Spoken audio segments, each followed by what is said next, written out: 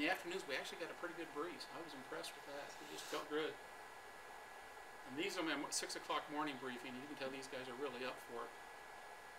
Not too enthused, but they are getting ready to go out and work for the day.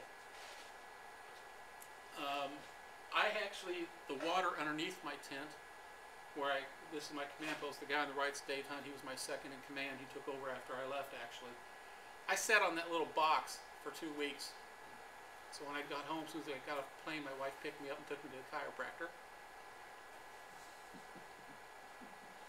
And I said, before we left, it rained. These are the torrential rains. That's right out by the workstation, right outside where we were. Dave Walters, our safety officer. He went out and said, just take a picture of me standing in the rain. I don't care. We're getting ready to go home.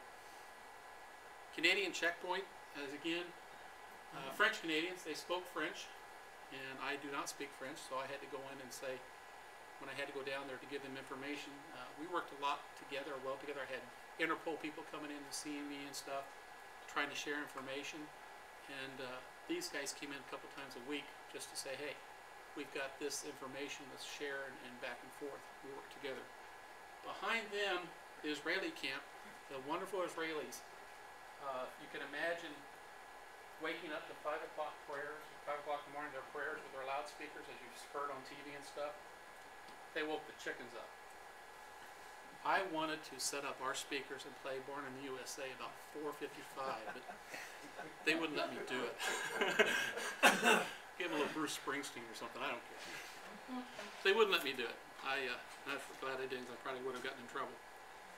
Some of the stuff we saw. This is this local vendor in the Haiti selling drinks. Now most of the water there looked like the tea you have here. That was just plain old water to them. We could not drink any of it. We couldn't even, in the showers, you had to keep your mouths closed because the water was not potable. And we had to have bottled water brought into us and stuff. It was just, you know, the repercussion. They talk about Mexico. Apparently this is even worse. They have tap-taps. We have cabs. They call them tap-taps. They're very ornate trucks, pickup trucks, normally little ones or big ones, that have just all kinds of signs on them. So and people drive down the road and they'll run and hop on it and go to the other side of the city. But they also have motorcycles. I got pictures. They even extend the back of the truck so 2 more people can get on. The people there, for everything they have, AIDS is rampant. The mean income per year is $7. $7 a year is the mean income for a Haitian. And but they're very clean. I only saw 1 or 2 people that were filthy dirty. The clothes were always clean. They were very nice, very polite. But those are tap-taps. Very ornate. Then you got into the areas, of course, all the destruction, and you've seen the tarp cities and tent cities. This is just one shot of them, one area. The place was just filled with these areas. Their houses are destroyed, partially destroyed, nowhere to go. So they would set up little camps everywhere they could. And your wall was your neighbor's wall. You were that close together. So you had to pretty much be friends with them. Dirt floors. I got a couple more pictures of this. I talked about the rainy season. Can you imagine what's happening when rainy season came? They're no longer there. They got washed downhill. But they would set up camp anywhere they could, open, partially on the roadway. One thing I had to get used to, if you had a 2-lane road, there's room for 4 cars side by side. If nobody is coming one direction, you had 4 lanes all going the same direction. Oh, total chaos for me. These guys had a little better. They had more tin on their roofs than they did blue tarps. There were some nice homes there. I'll see a shot here in a minute of a couple of the very nice homes. Again, like I said, the side-by-side homes. How they were put together, bed frames, anything they could, sticks just wired together. That's kind of a frame of one that's being set up. It's kind of a poor picture. I blew it up too big. There's one of the nice homes. Don't think it was affected by the earthquake itself. Couldn't get close enough to see it. Wasn't going to, because that's one of the drug lords' homes. As is that one. So these folks were probably not affected.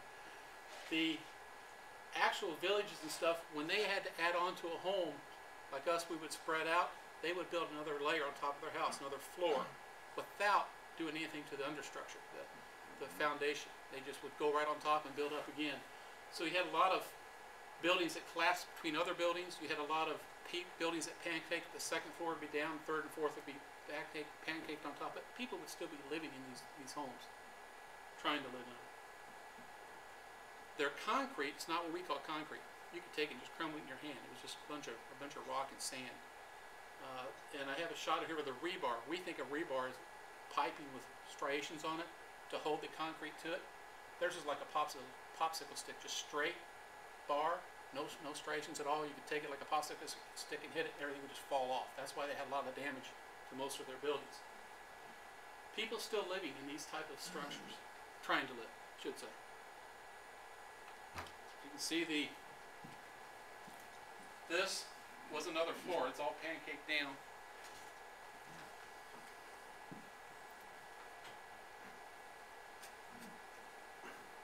Nobody knows how many people are in there. There's a lot. We only recovered like 47 Americans out of the total, besides the Hotel Montana.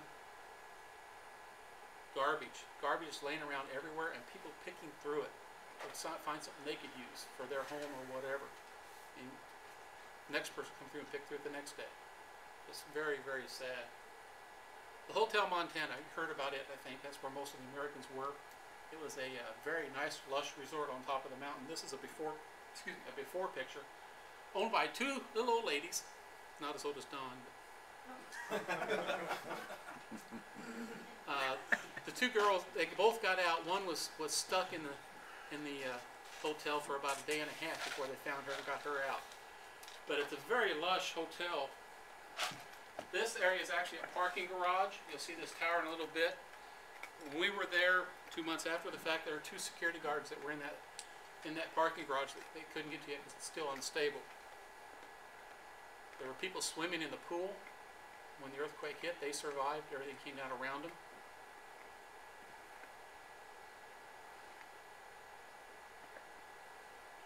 That's the afterfact. That's called the spaceship. Star Trek. Anybody's into Star Trek? The pool's actually over to the right on the other side of the greenery. It's filled with debris now.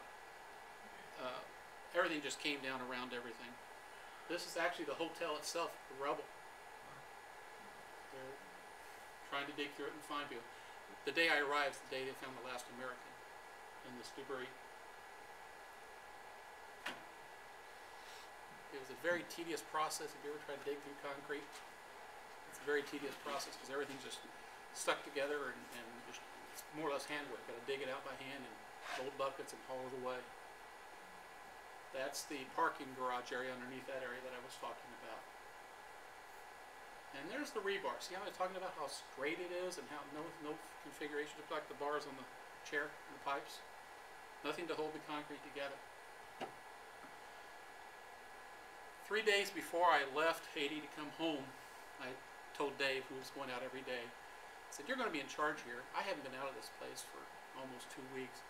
It's going to be my turn to go out, so I'm going to go work one of the digs, and you're going to stay here and see what has to be done." I went out and for that day, and we found 4 remains that day at one area, and I worked my butt off. Don't say anything, Don. I did work. These are actually like homes or condos at the Hotel Montana that actually slid down the mountainside, kind of intact, but they did slide down away from everything. That's one of the hotel rooms. You can see the debris from above just caved in and filled it all in. Again, collapsing areas, levels. I'm sorry, any questions, guys? Do you have any idea how many Americans were there at the hotel the day before the earthquake? Yeah, and actually, the numbers, I've lost them, but there were 80-some Americans in the hotel itself, a lot of military and stuff. They didn't find every one of them, identify them. There was also a college that kids were staying there from the hotel, and they were a lot of kids. I don't know what ages, but I talked about the motorcycles, the tap-tap motorcycles. They actually rode 3 on a bike getting somewhere. I tell you, the traffic, I was scared to death riding around down there.